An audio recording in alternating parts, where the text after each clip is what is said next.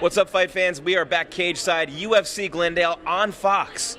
And we're joined by one of the greatest fighters to ever step into the octagon and doing a good job on the mic as well. Tyron, the chosen one, Woodley, the welterweight champ in the UFC, also working for Fox Sports, analyzing these fights at the desk with Michael Bisping this weekend as we bring you Justin Gaethje and Dustin Poirier. Complete coverage, 6 hours from McFadden's at Glendale. What a day it is, what a weekend it is. And champ, we're honored to have you here, man. I've been to your last 5 fights. I've been doing this a while. You good at that? See, you got to get me a job at Fox with you. Hey, you see that? Fox, look out for my man.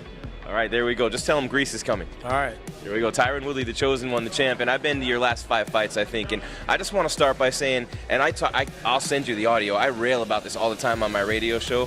Why don't you get any respect? I always call you the guy who works 3 jobs, comes home to a wife who still yells at him, and that's the respect level that you get from the UFC. That's not far from true, but yeah. You know, I think if you did it for respect, you did it for fame, then I would be in a bad situation because the work that I'm putting in and the product that I'm putting out, I'm not getting that.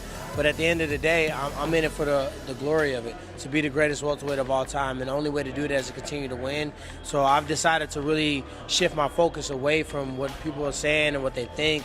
Because if you look at it, out of all the champions, no one's more marketable, no one's working harder, no one has more things outside of the octagon going on for themselves than myself. No one's been in more movies, no one's been in more commercials. And, you know, when you think about what I'm doing, I'm really writing a book on how to go out here and be a go-getter, how to be a hustler. So I'm doing my thing, man, and I'm the greatest welterweight of all time. And, you know, I'm just going to continue to prove that by whooping people's butt. There you have it right there, the GOAT on the chain, Tyron Woodley, the chosen one. Just to keep going on that theme, I mean, you have your own video team that follows you around when you fight, the content that you produce, everything, the commercials, your brand, you got it on point. You've been in this game a long time, but I'm glad to hear you say that you're not doing it for those things anymore, for the accolades, for people to say what you want to have them say about you, or for the respect that quote-unquote is there or isn't there. Is that just something that comes with maturity, or what brought you to this point? I've always been that way, but sometimes when people hear me address something, or if I speak truth, you know, people in our society in America, we don't like truth. Truth comes off as whining or gossip. Truth is truth. And if it's coming from, you know, different mouths, it's received differently. It just so happened that when truth came from my mouth, some of the fans received it as whining or complaining. But if I was whining and complaining, I wouldn't be the champion of the world. All the obstacles and things that has been in front of me has never stopped me from getting where I'm from. So I've always had that vision. I've never been a guy that's been in it for the fame and all the glamour. I'm in this because I'm the best, and I want to continue to prove that. And now it's just I'm giving less responses, and I'm giving less, you know, me commenting back, and I'm allowing people to talk because I've never heard a conversation or a mouth or a boo stop me from putting these gloves on your face. So as people talk, I'm just quietly preparing, and I'll be back with a vengeance.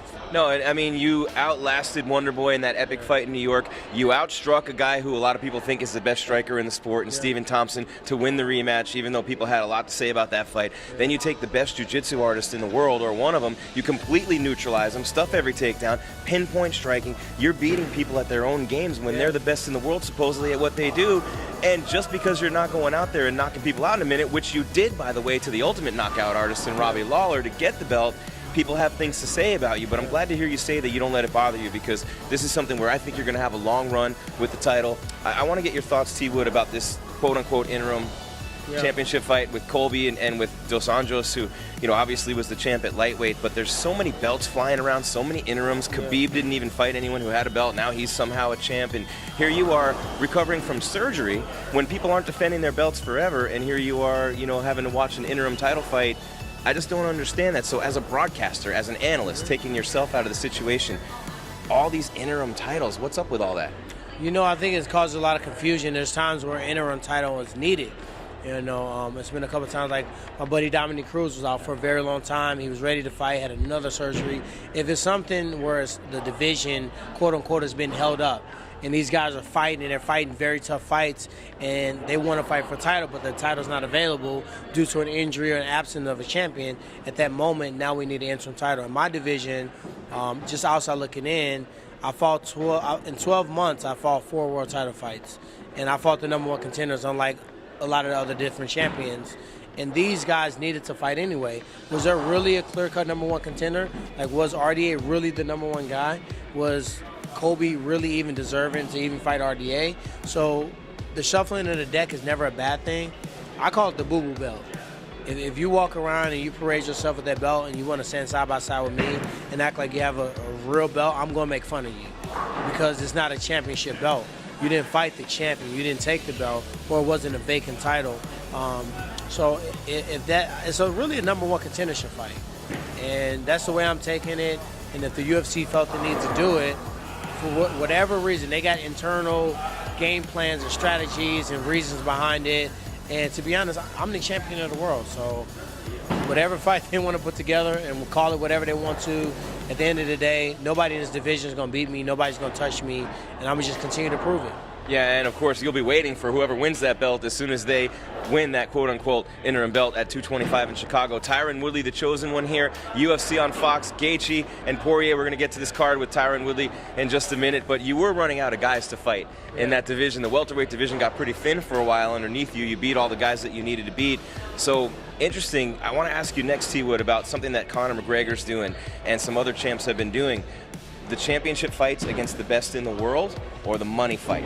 Because there's a short shelf life and a small window for you guys. So obviously, as a competitor, being the greatest of all time is important to you, but it's also important to make as much money as you can while you're here. So that's where you talk about guys like GSP. So for you, where do you draw that line between the fights that matter most from a legacy standpoint and the fights that line your bank account? You know, I try to do, in my pursuit for those types of fights, I try to do it in a manner in which I got both. You know, Georges St. Pierre currently is the greatest welterweight of all time. So me fighting him, one, is going to give me a checklist as a legacy fight. And also, it's going to gross high pay-per-view numbers to see the former champ to come and take on the current champ. Also, a fight against Michael Bisping, you know, to be a two-divisional champ. Everybody's been allowed to try it except me. You know, Max Holloway was going to make an attempt at it. We'll see DC make his shot at it in July. You know, Conor McGregor did it. So everyone's allowed. But like I said before, when the truth leaves one person's mouth, it's received differently. If I talk about fighting Nick, Nate, Bisping, George, oh my God, you haven't done anything. You want to fight a super fight, you got to earn the right to fight a super fight. But I just fought 3 world title fights against number one contenders. Guys that have been surely dominant against everybody prior to me. So I just sit back and I just think about just fight and win. I mean, I can control that. I can't control what people are going to say if I ask to fight that person. If they want me to fight Nick Diaz, I'm going to take the fight. If they want me to fight RDA, I'm going to take the fight. When have I declined the fight? I've already accepted a fight against RDA in July. Him fighting 4 weeks prior is a big risk. It didn't work out that great for Frankie Edgar. He can get jumped by fighting Kobe Covington. You can't wait 4 weeks. If your financial situation is set up where you cannot wait 4 weeks, you need to get a job. You need to get a job, and you need to maintain that job until fighting produces enough income where you can work and not have to worry about it. That's the chosen one, Tyron Woodley, the welterweight champ in the UFC. Gries here, cage side. And Tyron, you know, obviously with your shoulders, you've had the shoulder surgery on one side, now the other side, so they're even again. But you talked about the middle of the summer. July's still good? Yeah, July still good for me. You know, my doctor, I just was there Tuesday. I had my final series of stem cell put in. And the doctor told me if I had to fight, he'd think I can fight in June. And I told him, well, they wanted me to commit to this fight 4 weeks back. And at that time, it's hard to project how your shoulder will be in June when you're still going through the protocols. But as where I'm sitting at right now, do I feel like I can fight in June? Yeah. But obviously the fight's already taken place. So I told them at that time, I'm pretty confident about July. And if you guys have ever had a shoulder surgery, 4 weeks in recovery and rehab is a lifetime when it comes to a shoulder. So I was way more confident on a July 7th date. In the meantime, you're on the mic. Let's talk about that second career for you. And I know you do a lot of other things business-wise, but you're a natural. Yeah. Did you ever think you would love broadcasting and being an analyst this much? You know, once I saw fighters start covering the fights, because we're the only sport. I mean, you got Brandon Marshall in football, but outside of that, most guys that are covering sports that they competed in are retired. So seeing guys that are currently competing, reporting on their weight classes and former opponents, it gives that credibility instantly to the fans. So I've always studied it. I watched all the other guys, Bisping, DC, Dom, Brian Stan. I studied those guys, and I saw what they brought to the table. And I said, hey, how can I put myself in there? What do I fit in at? And that's the way that I kind of start molding myself as an analyst. I think you do a great job, so let's put that analyst cap on right now, man. This card this weekend, I know that main event's going to be entertaining with Poirier and Gaethje. Just want to get your thoughts on that. Justin Gaethje, an Arizona guy, fighting in front of the home fans for the first time in the UFC. You know, Justin Gaethje and Dustin Poirier both possess that warrior spirit. As their opponent starts to raise the bar, they match it and raise the bar with them. These guys are both too tough for their own good. They take a lot of punches, but they also give a lot of damage for the amount of punches they take. I think skill-wise, at least from a striking standpoint, Dustin's a tad bit sharper, may punch just a little bit harder, but we've all seen Gaethje's chin until Eddie Alvarez tested, and it took a long time before he got him out. Yeah, you're right. It wasn't even a punch. It took a while before he got to that point. So with that said, he can take a punch, and he's going to be taking a lot of punches, and he's going to be giving a lot of punches. I think it would be smart if you utilize some of that Division I wrestling. Obviously, Dustin is very strong on the ground, arm bars and triangles, but I think a wrestler just has that base. My gut says neither one of those guys are going to take that route. They're going to stand in front of each other, and they're going to give you guys what you want to see. All right, that's 4 p.m. Eastern, 1 p.m. Pacific.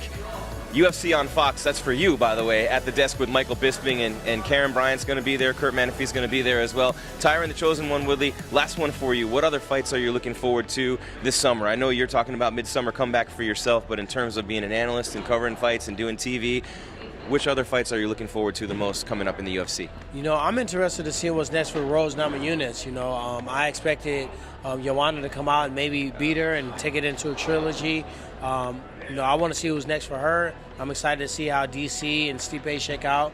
You know, DC's always try to downplay it because, you know, he wants to come in very low, but he knows what he's going to try to plan on doing against Stipe. Then also, just on this card alone, you know, it's a lot of fights, a lot of guys that are just hungry, that have got a lot of performance bonuses. So I'm just a fan of the sport, man. Condit, a guy who you beat. I lied. I have one more.